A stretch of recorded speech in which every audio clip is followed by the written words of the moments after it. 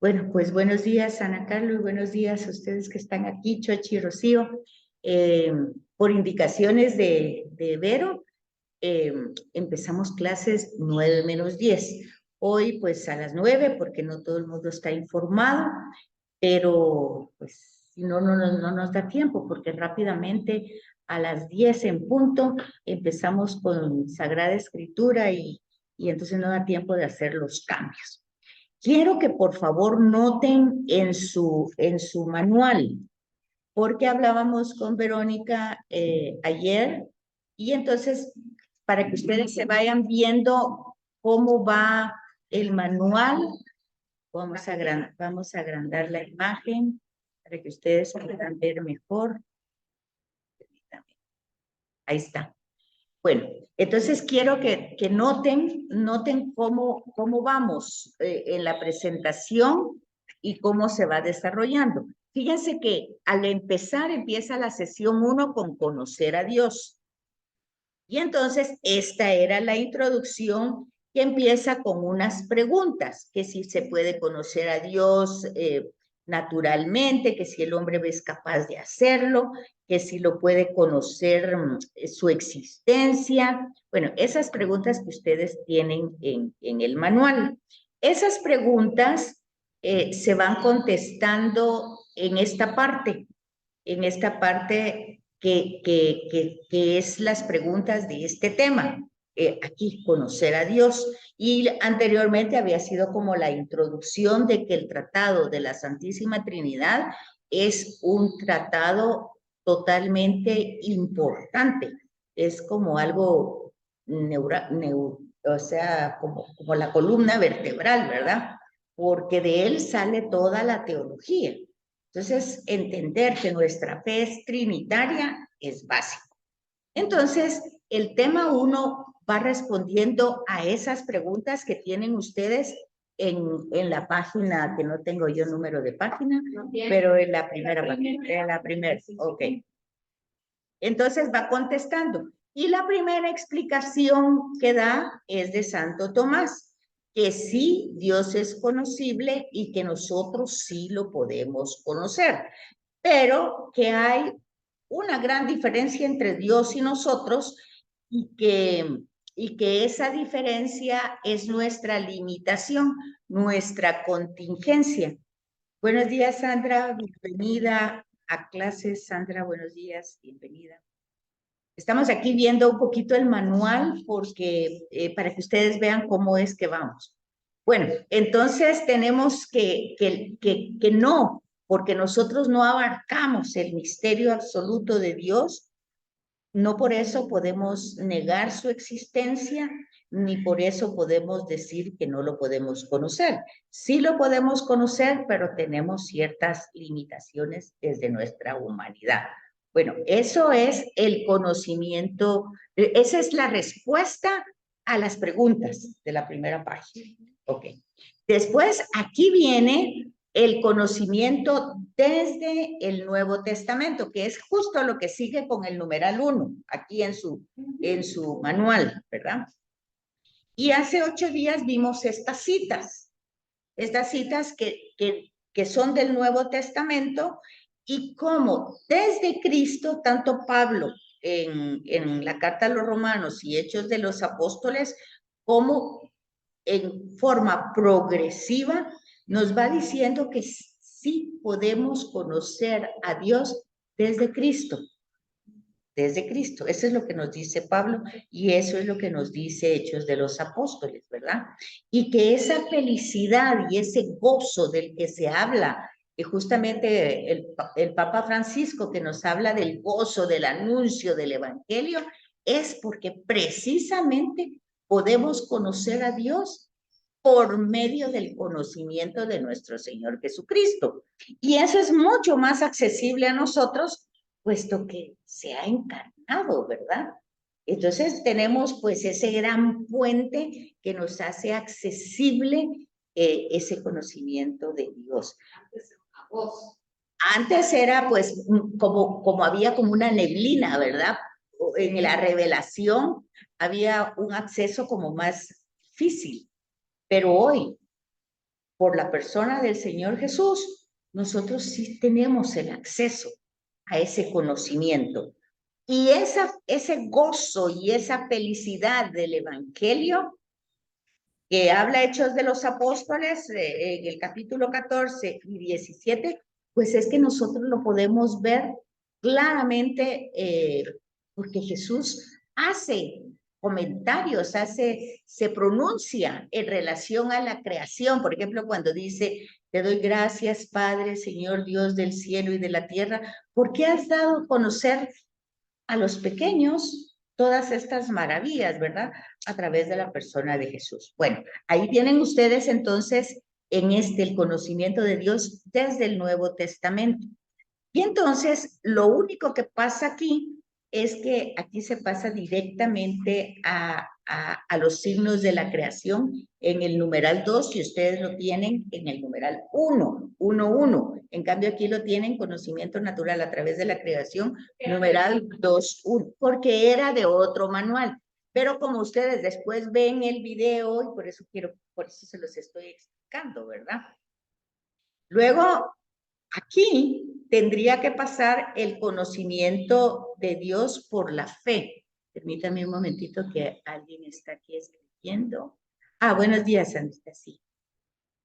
Y sin embargo, aquí tenemos el conocimiento de Dios.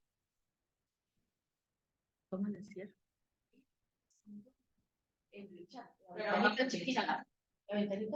Ah, no, este sí. No, es que yo pensé que la parte de arriba. Eso no se puede. Sí. Bueno, entonces aquí tenemos ese conocimiento de Dios, pero lo tenemos desde la fe, ¿verdad? Que es el que tienen ustedes, el numeral 1, 2, y aquí tienen el numeral 2, 3 en la... Entonces, esta fe en Cristo, obviamente, que es lo que tendríamos que ver, ¿verdad? Es el que nos da ese conocimiento de Dios. Puesto que decimos aquí que supone una acción explícita de la revelación que Dios hace. Lo que está diciendo es que Jesús explica cómo es el reino de Dios, explica cómo es el Padre, explica cómo es realmente ese amor de Dios, ¿verdad? Que es un amor de Padre. Revelación que no la tenemos en el Antiguo Testamento, ¿verdad? Pero también dice en este numeral de que esa fe supone la gracia. Y también Jesús hace referencia a ese, ¿verdad? A eso, que nadie conoce al Padre sino el Hijo, y al que el Padre le ha dado la gracia para que conozca al Hijo. Entonces, este conocimiento de fe está directamente ligado a Jesucristo. Entonces, a través de Jesucristo nosotros vemos todo el cumplimiento del Antiguo Testamento. Vemos vemos todo ese cumplimiento y toda esa realización de las promesas hechas. Abraham, por ejemplo, se llegan a volver plenas en Cristo, porque ciertamente Abraham recibe la promesa de ser bendición, ¿verdad? Él para todas las naciones, pero es Cristo el que convoca a todo, id y vayan por todo el mundo, ¿verdad? Él es el que convoca la bendición para toda la humanidad. Y Él es el que dice que el Padre es Padre de la humanidad, de buenos y malos, ¿verdad? Pero que le interesa al Padre que el que anda un poco desubicado se convierta, ¿verdad? Pero esto es una revelación explícita, como dice aquí, que hace Jesús en relación al Antiguo Testamento. No sé si me captan o vamos ahí. Entonces, la historia de Israel adquiere ese sentido de revelación, porque tiene como fin a Cristo, ¿verdad? Y en ella se puede entrever las verdaderas anticipaciones que se daban en la revelación de Dios. ¿Sí? Como Abraham, como Abraham, incluso como Jacob. Es que aquí hay muchos alambres, Pini. Es que aquí no te vayas a lastimar con hay muchos. Ya viste todos los alambres. Bueno, entonces luego pasábamos, esto ya lo vimos, por eso solamente estamos haciendo un repaso. Entonces luego aquí tenemos que esa revelación y la fe en sentido propio se dan con Cristo y en función de Cristo. Tenemos los numerales del catecismo y tenemos las citas de Mateo que ya las platicamos, ¿verdad? Es el Padre quien concede el don de conocer al Hijo. Por eso decimos, es una gracia, ¿verdad? Y también es el Padre el que da ese don de conocer a Dios en el Hijo. O sea, el tratado de la gracia, ¿verdad? Que yo creo que ya lo hemos visto y lo tenemos que poner en práctica. Entonces es el Padre que nos introduce en el mismo misterio de Dios, que había permanecido oculto y que ha sido revelado a los sencillos. Es un don, ¿verdad? Es un regalo, es una gracia. El conocer a Dios por medio de Cristo, el tener fe en Cristo, el creerle a Cristo. Es una gracia, ¿verdad? Y luego aquí entra el tema 3, pero aquí lo tenemos como el tema 2, el conocimiento humano. En el folleto lo tenemos como tema 2. En la diapositiva tenemos el conocimiento humano está ligado a lo sensible. Entonces, en su folleto ustedes encuentran que después de haber visto el conocimiento de Dios en el Nuevo Testamento, debemos ahora detenernos a comentar más ampliamente en tres tipos de conocimiento, en los tres tipos de conocimiento antes indicados, sirviéndonos de la reflexión teológica y de la ayuda de la filosofía. Entonces, fíjense que por eso estoy haciendo este repaso rápido, porque lo que van a encontrar ustedes, aquí lo está insinuando, es un vocablo, un lenguaje filosófico.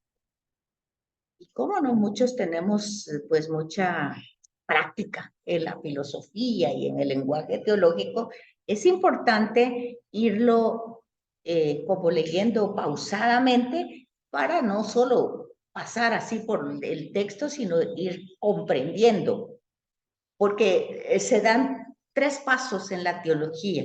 Primero, la metafísica, o sea, un lenguaje metafísico de algo que no es abstracto, pero no es tampoco tangible. Luego viene la filosofía, que trata de poner en palabras ese pensamiento metafísico. Y luego viene la teología, que interpreta la acción reveladora de Dios a través de la historia. Entonces tenemos esos pasos y por supuesto nosotros estamos entrando aquí utilizando un poco la filosofía y la teología. Entonces, aquí se los explica, en su folleto se los explica que se va a ayudar de eso, ¿verdad? Vamos a tener esa ayuda. Y por eso dice que debemos comenzar, vamos a empezar presentando cómo es el conocimiento humano. Y aquí le da mucha información de filósofos de la antigua griega, ¿verdad? Filósofos clásicos. Sócrates, Platón, ¿qué manda? Sí, ahí está, ¿verdad? Pero él está ya más cerca de nuestra época, porque empieza la metafísica, empieza con estos filósofos griegos, ¿verdad? Que son los filósofos clásicos. Y entonces, luego se pasa a la filosofía medieval, que es la de Santo Tomás, ¿verdad? Y así vamos llegando hasta el Renacimiento, nuestra época, que hay otros personajes también que van desarrollando también la filosofía. Pero dice lo que hemos visto, que como base fundamental nosotros aquí tomamos a Santo Tomás de Aquino, ¿verdad? Que ofrece en una forma de diálogo, ofrece respuestas a todas estas preguntas que se hacen sobre Dios. Y entonces se parte de la afirmación general de que el conocimiento humano implica un proceso de abstracción a partir de lo sensible. Eso ya es filosofía. Una abstracción a partir de lo sensible, ¿verdad? ¿Cómo lo captan ustedes? Aquí lo tienen. La primera característica es el primer vínculo de ese conocimiento humano, la abstracción a partir de lo sensible. Es decir, primero hay que sentirlo, lo que percibo, lo que siento. Y luego esto, pues a través luego de esa abstracción, para ponerlo en un lenguaje humano, tendrá que ser un lenguaje analógico, o sea, de comparación, porque no eso abstracto, ¿cómo lo podemos poner luego en palabras? Sí, ¿verdad? Entonces, por eso dice, lo sensible, o sea, las sensaciones, percepciones que los sentidos experimentan. Estamos hablando de Dios, ¿verdad? No estamos hablando de otra cosa. Entonces, de lo que experimentan en relación a ese ser, pues entran en contacto, es algo que no podemos hablar, pues decir, describir concretamente, entran en contacto con nuestra realidad humana que es material, ¿verdad? Entonces, ahí va el segundo paso, lo sensible, que es abstracto, luego entra a nuestra humanidad material y entonces hacemos una interiorización de esas sensaciones, ¿verdad?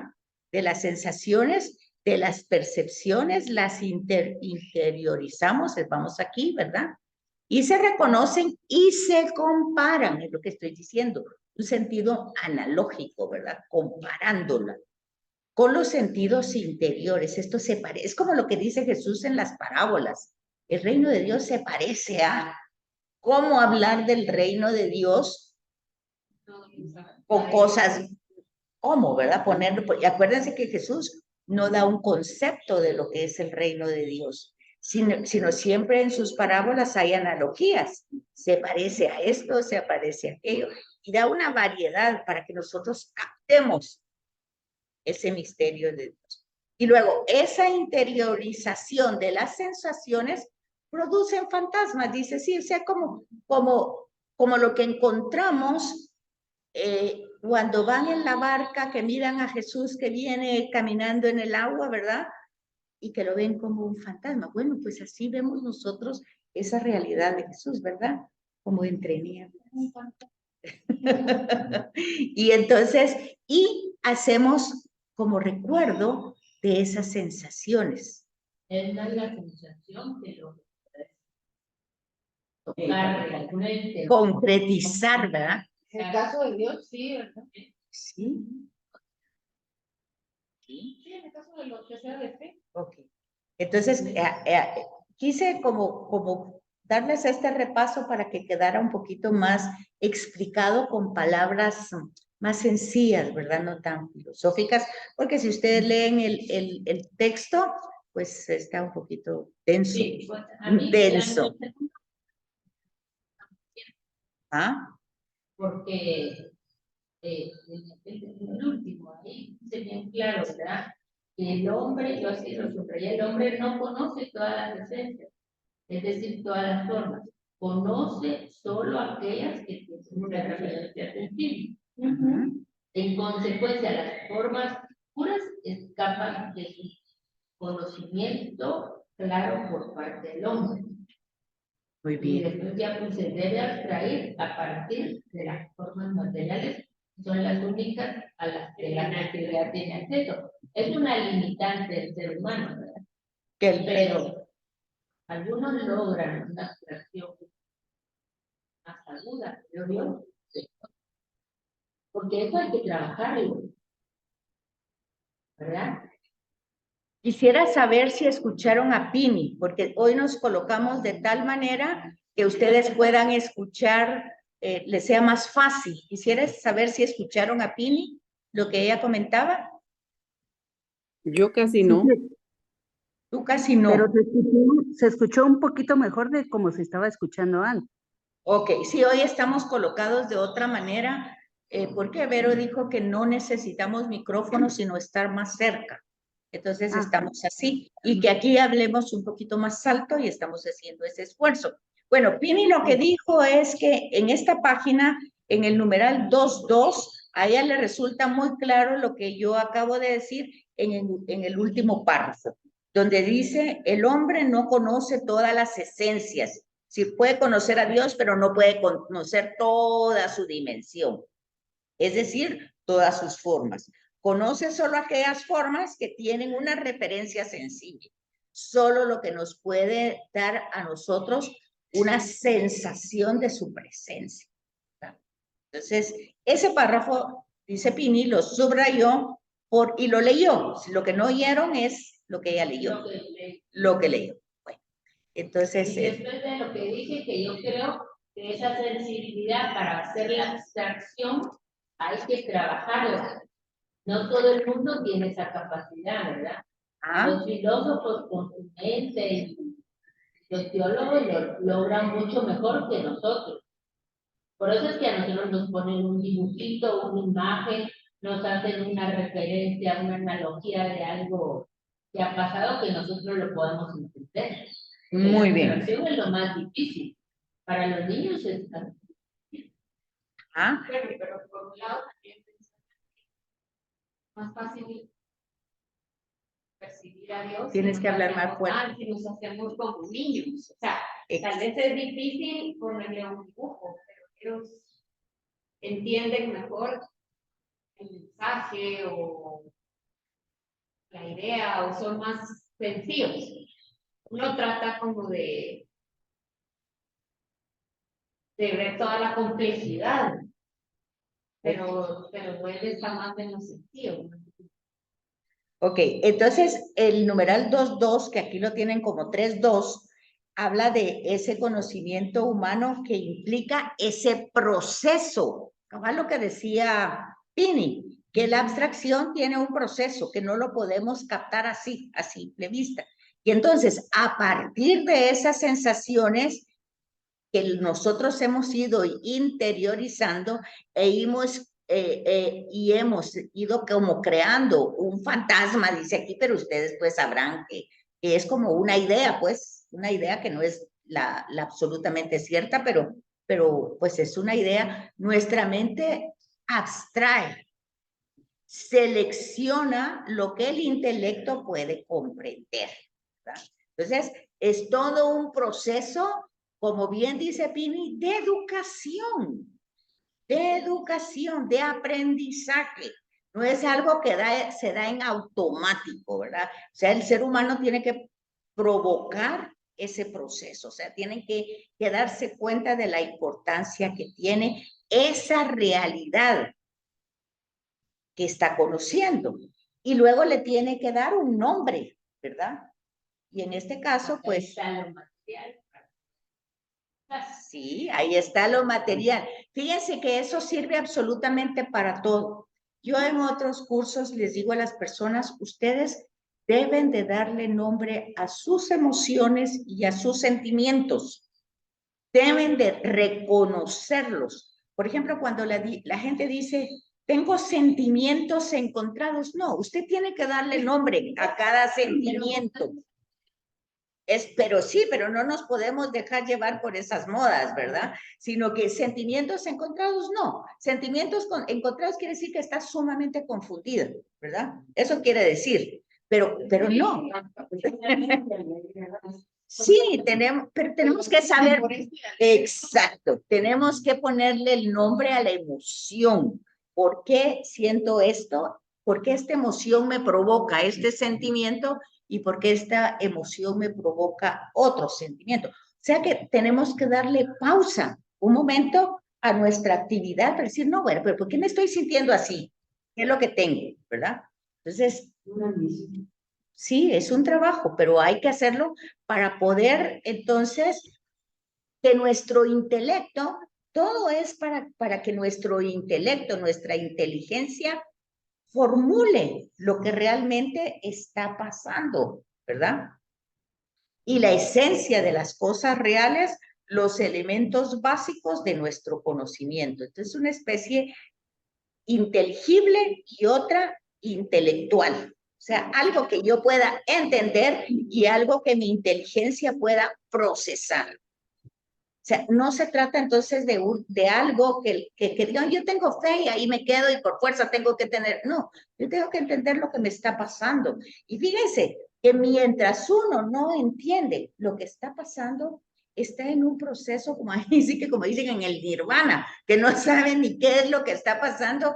Uno tiene que saber qué fue lo que le chocó, por qué le chocó, qué fue lo que pasó, qué fue lo que aprendió, por qué no aprendió. O sea, tiene que hacer ese proceso. Y por eso podemos decir que el espíritu del hombre conoce la esencia de las cosas. Es decir, anteriormente había dicho que no conoce la esencia de Dios. ¿Se fijaron? Pero ahora dice, a través de esta abstracción y a través de todo este proceso, que no es solamente como irme resbaladita en la vida, ¿verdad? Sino que ir captando qué está pasando. Entonces ya puedo entender la esencia, la realidad de las cosas como son. Cosas, aquí está hablando de cosas, ¿verdad? Y Dios no es una cosa, estamos viendo todo ese proceso. Entonces aquí va el resumen, ¿verdad? En una forma, como dice Pini, al estilo Plaza Sésamo. Con dibujitos. Con dibujitos, como dice Pini. Entonces, primero está el estímulo, ¿verdad? ¿Y qué efecto? Oiga, ese estímulo produce un efecto. Ese efecto llega a los sentidos. Entonces ya da un sentimiento, porque la emoción es diferente. El sentido es lo que sentimos por el oído, por la vista, por el tacto, por el sabor. Bueno. Luego, las sensaciones se interiorizan, o sea, el estímulo que se tuvo, el efecto que ha causado a los sentidos, a nuestros sentimientos, y entonces luego, pues eso se interioriza y se produce esa realidad fantasmal, por decir así, porque esa palabra se utiliza porque no es clara, ¿verdad? No es evidente.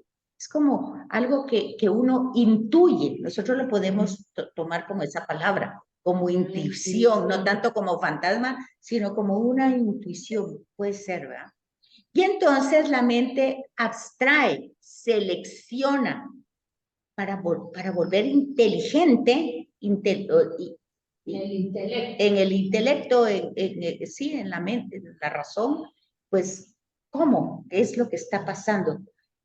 Y entonces luego eso ya va formando un concepto. Si no un concepto, por lo menos una analogía, ¿verdad? Porque tal vez un concepto es mucho decir. Pero como aquí es un sillón. Sí, como aquí es un sillón.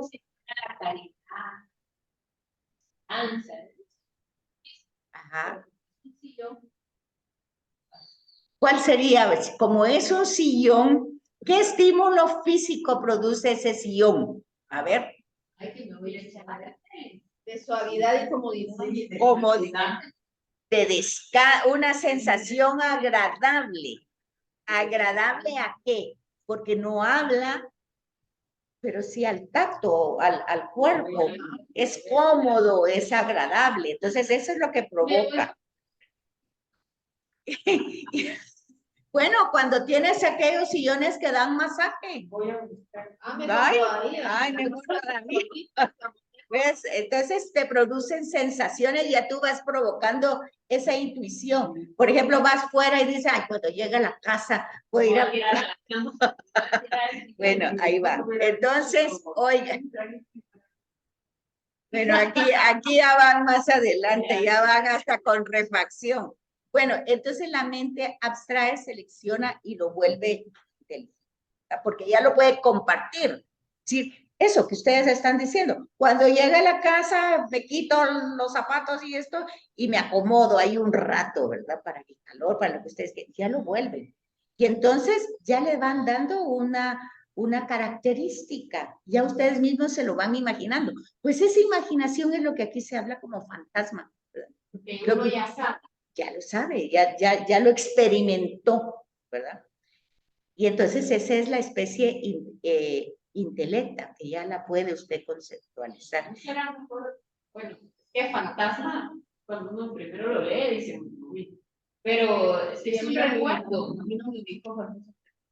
Sí, es como por eso les dije, cambian la palabra fantasma por intuición o por una idea que tienen de algo que ya experimentaron, ¿verdad? Pero lo que pasa es que esa idea no es absoluta, sino que solo les va dando la sensación y ustedes la tienen que procesar para poderla volver una palabra, un concepto, que de eso se trata, lo que dice. Eso se va a expresar luego con palabras, ¿verdad? Verbum oris, o sea, con la palabra que se oye. Yo lo estoy experimentando ahorita con Ajá. que no está aprendiendo a leer, o sea, sabe leer, pero obviamente no conoce todas las palabras, ¿verdad? Entonces, cabal estamos leyendo el librito de la Biblia, porque se está preparando para la primera comunión. Entonces, ¿cómo dicen de palabras difíciles, descendientes, por ejemplo? Se me ha costado un montón, pero poco a poco ahora ya solo la ve y ya la dice. Ya se la Sí, ya se la pues sí, pero ya la recuerda, me imagino la experiencia, ya la ha leído varias veces y yo lo he tenido que corregir. Pero lo que ha creado fantasma es la corrección que ha hecho. Entonces, ahí viene el intelecto y dice, tengo que fijarme cómo se escribe esa palabra para reconocerla. Pero ya la reconoce. Tal vez no la lee, pero ya la reconoce. No sé, la cosa es que Ahí está, ahí está. No, pero es un buen ejemplo. No sé si escucharon lo que dijo Rocío. Sí, ¿Sí captan lo que dice Rocío? sí. Perfecto, perfecto. Entonces quiere decir que sí está funcionando que estemos aquí. Es que estamos como en una mesa redonda para que ustedes puedan. No, es una mesa cuadrada. Bueno. Ok, entonces el hombre no, volvemos otra vez, no conoce la esencia de todo, conoce solo aquellas formas que tienen referencia sensible. Ya eso quedó claro, ¿verdad? Y las formas puras escapan a su conocimiento claro por parte del hombre. No lo puede definir. Esta limitación del conocimiento humano en relación a las formas puras se debe a que el único camino de acceso de que dispone y al que permanece ligado es la sensibilidad. Por favor, ojo con eso, que por eso son los sacramentos. Descubran eso ahí, ¿por qué razón? El hecho de confesarse con un hombre representa, ¿verdad? Representa en persona de Cristo por las vestiduras, revestido de Cristo, entonces perdona en el nombre del Padre, del Hijo y del Espíritu Santo, ¿verdad? Lo mismo la Eucaristía, la epíclesis, el sacerdote que le pide al Padre, pero no es solo el sacerdote, se supone que nosotros todos estamos en oración, en una oración pidiéndole al Padre que envíe el Espíritu, que transforme ese pan y ese vino el cuerpo y sangre de Jesús. Eso es esto mismo, si se fijan. Es la Trinidad haciéndose accesible a nosotros a través de elementos que nosotros podemos ver, que podemos tocar, que podemos recibir, ¿verdad? Es lo mismísimo, ¿sí? Y entonces son todo lo que está ligado a la sensibilidad que debe abstraer a partir de formas materiales, es lo que estaba explicando, ¿verdad? El hombre conoce mediante la abstracción solo lo que deriva de la esencia material, o sea, de las formas sensibles, pero no puede conocer directamente en sí ni a los individuos ni a la materia, principio de individuación ni a las formas puras, esencias inmateriales, ¿verdad? Entonces, no sé si tienen dudas, preguntas, más o menos. Todo esto ya lo habíamos visto, pero para irlo explicando de otra forma. Ahora, aquí tienen el conocimiento humano que procede por comparación, que ustedes lo tienen en el numeral 2.3 y que aquí está en el 3.3, ¿verdad? Que es analogía, lo que habíamos dicho anteriormente, la comparación. Entonces, este es el tercer paso. Además de formular conceptos, el conocimiento humano lleva a cabo una operación que lo perfecciona cuando ella compara, ¿verdad? Afirmación o juicio que hace. Un acto del intelecto mediante el cual la mente une o separa dos miembros mediante la negación o la afirmación. ¿Captan eso? Afirmación o juicio. Es un acto del intelecto. Primero tiene que haber sido razonado, ¿verdad? Intelecto. Mediante el cual la mente une, o sea, compara. Cuando une, ¿verdad? Compara. Esa analogía. O separa. Dice, no, eso no es así, ¿verdad? O separa dos miembros mediante afirmación que diga que sí se parece a o no, eso no se parece. Pongamos un ejemplo bíblico. Por ejemplo, la zarza ardiente. Esa es una comparación. ¿Cómo lo podrían entender ustedes? No es Dios, pero este lugar que pisas es santo. ¿Por qué es santo? ¿Por qué es santo? ¿Por qué esa zarza? ¿Por qué? Por muchas razones. Sensiblemente, ¿qué es lo que pasa? Que es el desierto. Primero, el contexto geográfico que tiene mucho que decir, ¿verdad? Luego, en el desierto, algo que se esté quemando y no se quema, porque no se consume, solo está el fuego que no consume la zarza. Eso es impresionante. Los ojos lo ven, la razón no lo comprende.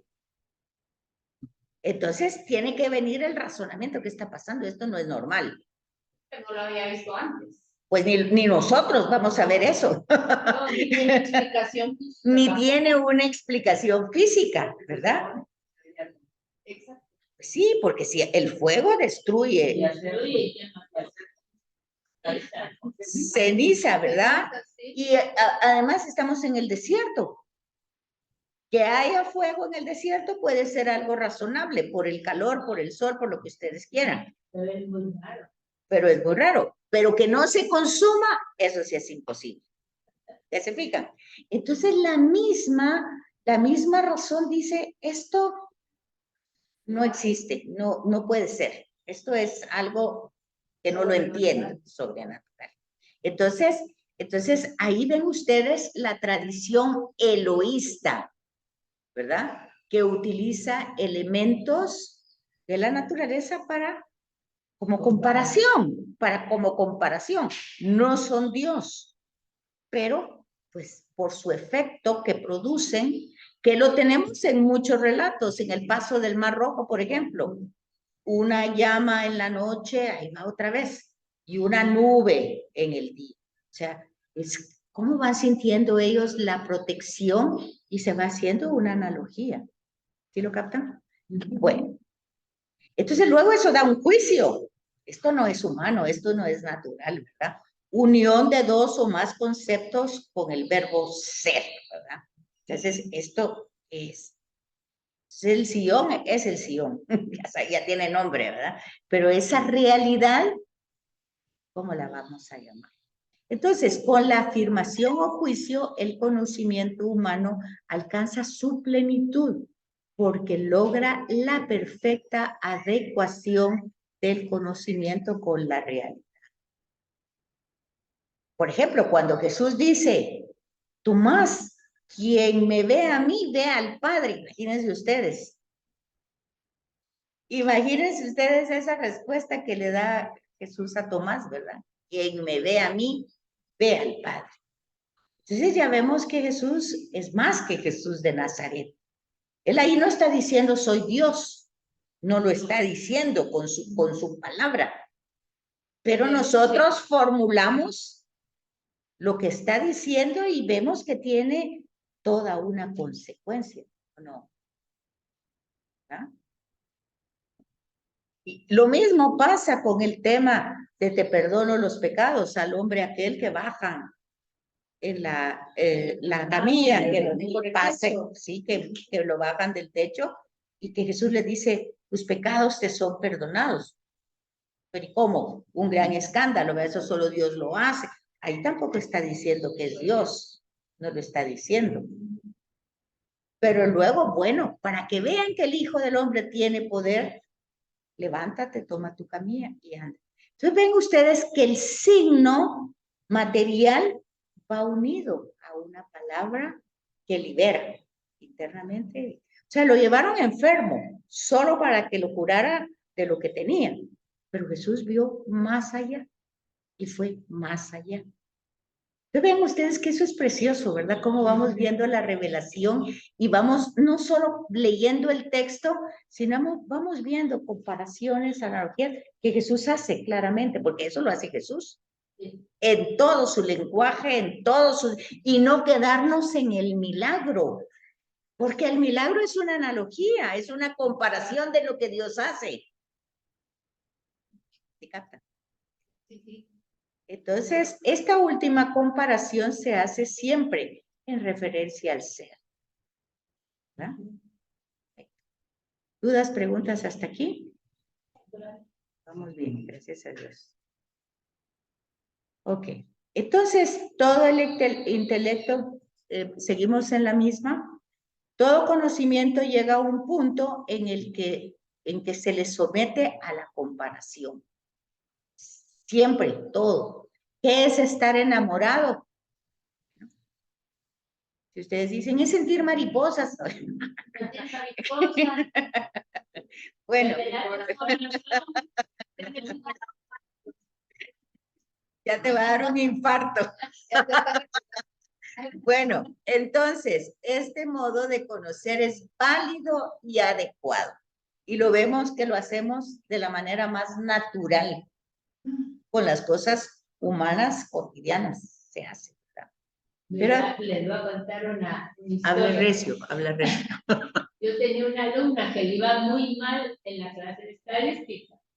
Entonces yo la mandé a llamar porque no tenía buenas notas, pero estadística no. Yo, mira, ¿qué te pasa? ¿Cómo se llama? Que necesitas ayuda, te podemos poner un profesor que ayude. Ay, mire, licenciada, es que yo entro a la clase, se me corta la respiración, me tiemblan las piernas y se me nubla el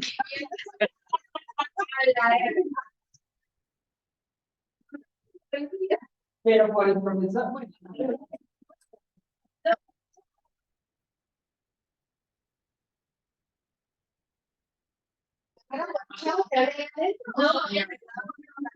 Por la materia que no la captaba.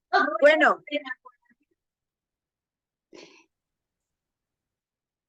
No sé. No sé si escucharon a Pini, puso una comparación de la universidad de una alumna que le costaba estadística y que el solo hecho de entrar a esa clase de estadística, pues prácticamente iba con las mismas sensaciones de estar enamorada, pero no, era el sistema nervioso que le afectaba. Bueno, pues entonces todo lo comparamos con la realidad conocida, necesariamente, para hacernos comprender. Pero entonces, ¿qué pasa con la realidad no conocida? ¿Cómo nos imaginamos el cielo? ¿Verdad? Bueno, es una opinión muy personal. Yo hace mucho tiempo dejé de imaginarme el cielo.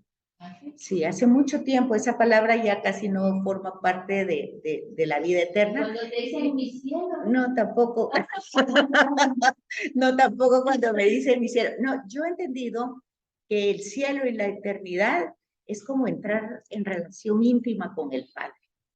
Entonces, para mí me es más significativo porque después de oír a todos los astronautas y de oír tantas cosas abstractas, entonces yo creo que no es una referencia que nos ayude mucho. Es más, cuando trabajo con los jóvenes, yo creo que cuando yo les digo vida eterna, ir al cielo, O sea, como que eso a ellos no les interesa mucho el cielo, ¿verdad? Les interesa más que las cosas pasen bien aquí, ahorita en la tierra, y el cielo como que eso será más adelante, pero por el momento no. Pero si les hablo del retorno al Padre, de salimos del Padre y tenemos que regresar al Padre, y en el camino nos distraemos, porque nos quedamos, siempre les pongo el ejemplo de la Caperucita Roja, que nos quedamos distraídos y no llevamos los tamalitos a la abuelita. Entonces digo yo, Jesús viene como a ubicarnos y a decirnos cómo es que tenemos que seguir el camino de regreso al Padre. Entonces, yo he cambiado yo no tengo imaginación del cielo, ¿verdad? Tengo certeza de un retorno al Padre. Me resulta más fácil, no sé cómo van ustedes con eso. O si hay imaginación del cielo. Imagínense que en esa película de la cabaña, hay una imaginación del cielo. Bueno, hay una película.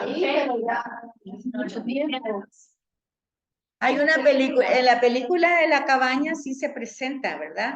Que, por ejemplo, él viene en un contexto de nieve, de frío. Quiero recordar. Ya se me había olvidado. A mí también se me había olvidado por completo. Según yo, que tenía relaciones, o sea, malas relaciones con su padre, y como quien dice, por eso tuvo esa cuestión, que lo del accidente que murió, que no sé quién, ahí cayó. Bueno, esa película utiliza mucho la imaginación del cielo y presenta la Trinidad. La deberían de ver, de veras. La deberían de ver como película. Se llama, yo se las puedo pasar al chat, sí, porque no, yo se las puedo pasar, está en YouTube. Bueno, entonces vean si la cabaña. Entonces el raciocinio, o sea, cómo razonamos, la relación de diversos juicios para llegar a una nueva afirmación o a un nuevo juicio. La finalidad, bueno, también está la finalidad, primero está el raciocinio y la finalidad del raciocinio o del razonamiento. Tiene una finalidad, ¿verdad? Un nuevo juicio o una nueva afirmación. Que todas esas dos cosas, tanto el raciocinio como lo que esto produce, es la razón, es el razonamiento, ¿verdad? El hombre tiene un concepto racional. A eso se refieren los textos que dicen no basta la fe. Hay que saber dar razones de la fe. O sea, por supuesto que no las vamos a dar, pues, ni filosófica ni teológicamente, pero sí en comparaciones que generalmente esa fe tendría que funcionar en los momentos más difíciles de nuestra vida, en momentos de duelo, en momentos de enfermedad, en momentos de verdad donde nosotros percibamos, o si no lo percibimos ya por otras circunstancias, tengamos la certeza de esa presencia. Si no en ese momento, porque no percibimos ninguna sensación más que el dolor de la enfermedad o el dolor del duelo, como quieran llamarlo ustedes, pero si no tenemos en ese momento la certeza, porque no tenemos la sensación, ahí es donde el recuerdo tendría que ubicarnos, es decir, aunque yo hoy no sienta nada, eso es una realidad, porque antes, y ahí es el Shema Israel, acuérdate Israel, acuérdate, ese es el Shema, o sea, que aunque yo no tenga la sensación y en el momento lo que yo siento es un gran dolor por la enfermedad, un gran dolor por una muerte, pero yo puedo recordar que eso no es porque no exista o no esté, sino porque ahorita mi dolor es más grande, es más fuerte, y entonces ahí es donde tengo que retroceder al recuerdo de cuando fue sensible y yo lo pude conceptualizar. Vean que eso es muy importante. Eso es muy importante. Bueno. Luego tenemos la comparación y la analogía, ¿verdad? Esto creo que ya no lo, así lo tienen, en el numeral 2.4. Y aquí lo tienen en 3.4. Ya se acabó.